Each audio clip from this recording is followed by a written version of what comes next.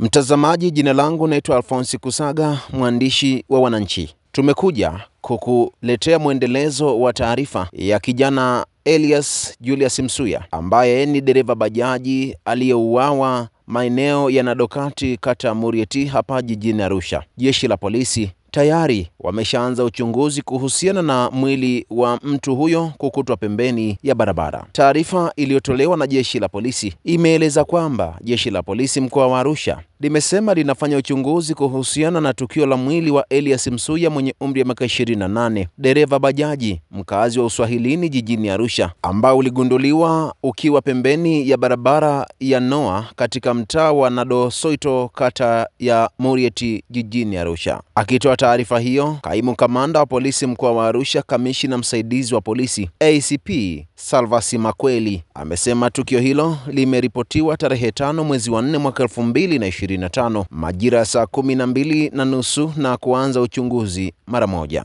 ACP Makweli amebainisha kuwa uchunguzi wa awali umebaini kuwa marehemu alikuwa akiendesha bajaji yake maeneo ya Friends Corner katika barabara ya Ungalimited Friends Corner kwa ajili ya shughuli za kubeba abiria, na siku ya tukio alikuwa kazini na baadaye mwili wake kupatikana asubuhi ukiwa umetelekezwa. Kaimu kamanda Makweli ameendelea kufafanua kuwa walibaini kuwa bajaji iliyokuwa akiitumia marehemu yenye namba za usajili MC 466 DUU ilikutwa imetelekezwa huko katika maeneo ya Njoro, kata ya Laroi, wilaya ya Rumeru, mkoani Arusha, huku ikiwa imefunguliwa na kuibiwa baadhi ya vifaa. Aidha, amesema uchunguzi unaendelea ili kubaini chanzo cha mauaji hayo, na yeyote mwenye taarifa kuhusiana na tukio hilo atoe taarifa, huku akieleza kuwa mwili wa marehemu umehifadhiwa katika kituo cha afya cha Murieti kwa uchunguzi wa kidaktari. Hata hivyo, jeshi la polisi limetoa rai kwa watumiaji wa vyombo vya moto, hasa wanaosafirisha abiria, kuchukua tahadhari na kuwa makini na abiria wanaowapakia, na endapo watahisi sio watu wema watoe taarifa haraka kwa ajili ya kuwafuatilia.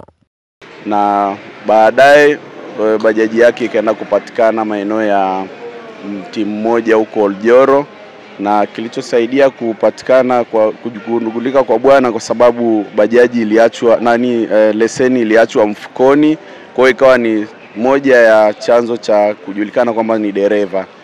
Lakini watu wale wanaonekana walimkodi, wakampeleka kule, wakaenda wakamfanyia hayo madhara, wakaichukua bajaji yake, wakaenda umbali mrefu sana, umbali wa Nado mpaka kule mti mmoja Oljoro, ni mbali sana.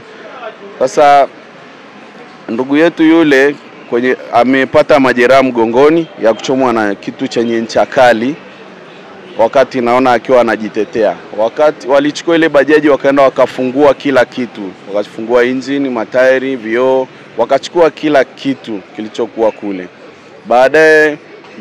Baadaye kuja wakati wa upelelezi, na ikaja na sisi viongozi wa bajaji tukaitwa, tukaenda kumtambua kwamba ni mwenzetu, dereva anaitwa Elias Msuya, anafanya kazi barabara hii ya dampo Uswahilini.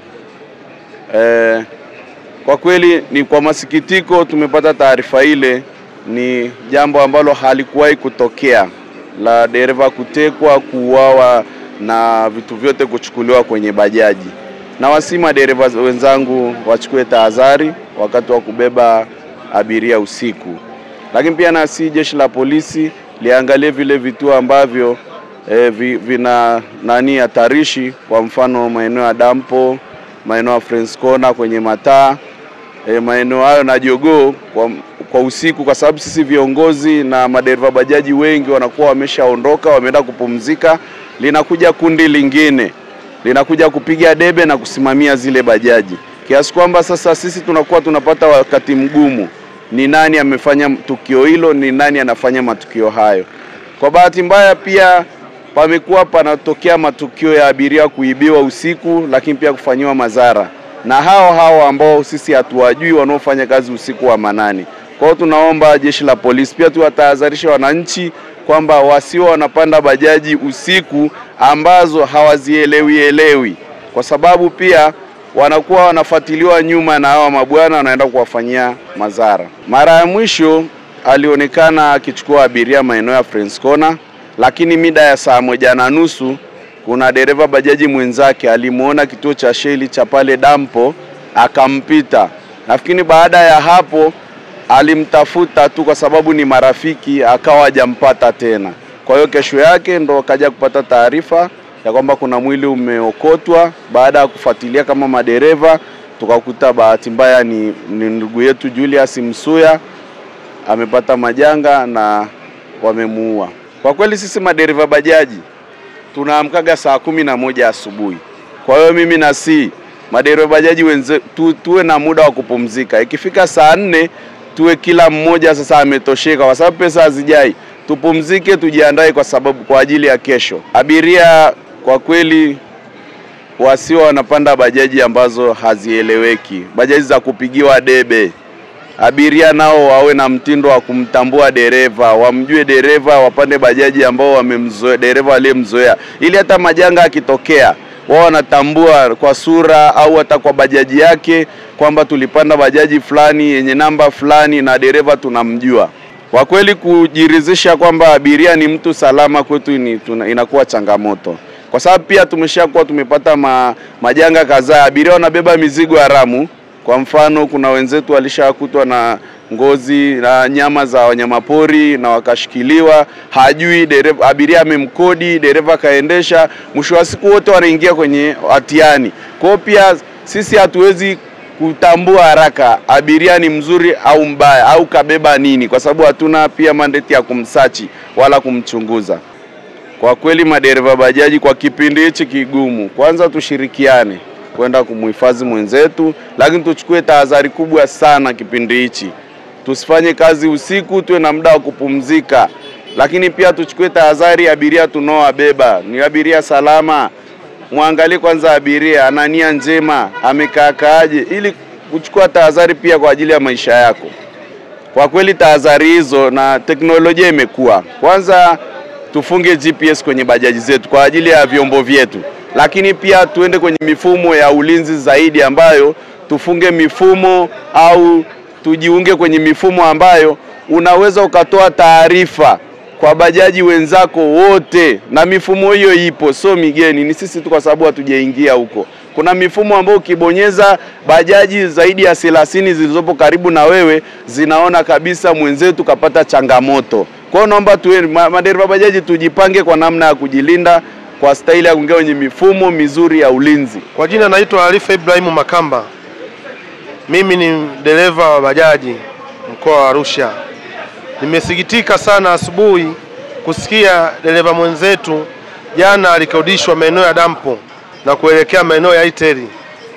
Kabla na maeneo yale ambayo zilikutwa maiti juzi 2 zimefukiwa. Kwa chini yake kidogo ndiko dereva mwenzetu alifanyiwa unyama huo wa kikatili katika mkoa wetu huu wa Arusha. Sisi madereva wa Arusha tumeingia hofu kubwa sana na usafishaji wa abiria. Maana hatuwezi jua mwizi ni nani, huyu ni nani, maskini wa Mungu. Tunabeba tu kutafuta riziki zetu halali, lakini yanayotukuta ndio haya. Mwandishi wa habari, yanayotukuta sisi ndio haya. Tunaiomba jeshi la polisi mkoa wa Arusha, tunaiamini jeshi la polisi, tunaiamini serikali yetu ya Jamhuri ya Muungano inayoongozwa na Dr. Samia Suluhu Hassan. Sisi kama wadau wa madereva wa bajaji tunaomba jeshi la polisi kwa uchunguzi wake na elimu yao kubwa ije na mrejesho mkubwa kwamba ni nani basi aliyehusika kutoa roho ya dereva yule. Ni nani aliyehusika kuvua bajaji ile tairi na kutoa injini. Hata thamani ya shilingi milioni 1 haina. Unaenda kumuua mtu kwa vitu vya shilingi 500 unamtupa polini. Hii ni jambo la kusikitisha sana, mwandishi wa habari ndugu yangu. Tunaiomba serikali yetu ya Jamhuri, tuna imani nayo kubwa sana, ifuatilie majambo haya kwa kina sana. Ndio sisi tupate amani kwamba ni nani waliohusika, ni nani waliotumia kutaka chombo kile na kwenda kumuua mtu na kumtupa polini na kuvua bajaji tairi zote na kutoa injini, kila kitu kwenye bajaji limekutwa, bodi tu limesimama. Hili ni jambo la kusikitisha kwa kweli. Unyama umekisiri mkoa wetu wa Arusha, watu wanauawa, mazingira ya kutatanisha, watu wanakufa. Mheshimiwa Christian Paul Makonda, vunja ukimya babangu.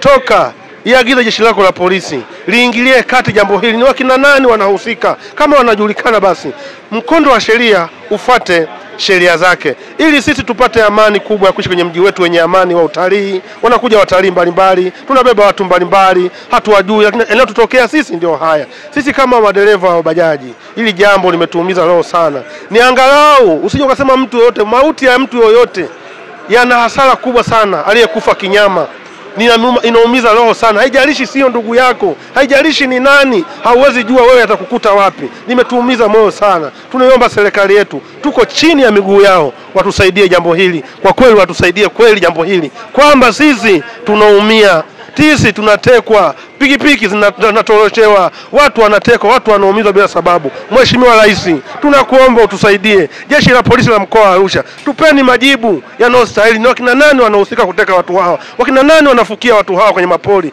Jeshi la polisi, tunawaomba babangu, tuko chini ya miguu yenu.